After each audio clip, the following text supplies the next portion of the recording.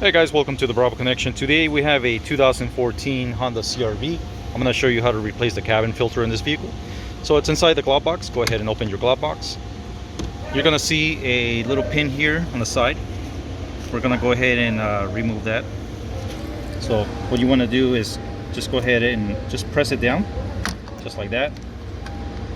And you can see it'll pop right there.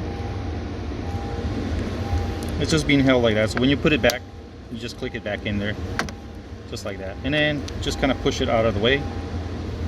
Okay, so next we're going to go ahead and push the sides on both sides.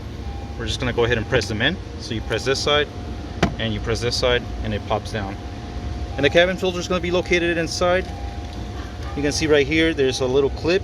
It says push this way. Same thing on this side. So we're going to go ahead and just press here, and then same thing on this side.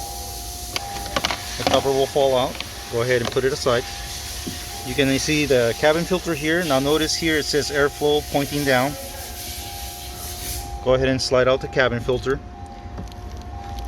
If you look at the side, the cabin filter will be marked with an arrow. That's the airflow. So we got to match it up with the new one. Go ahead and take your new cabin filter.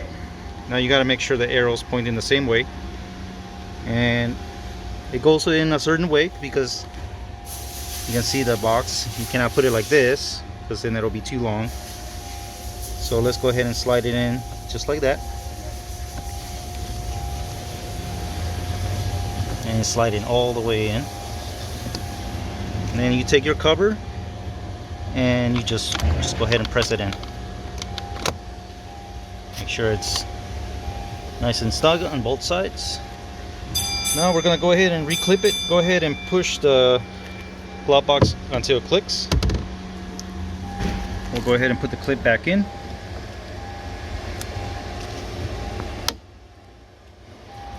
And close your glove box. And you're done. Alright guys, hopefully that was able to help you out.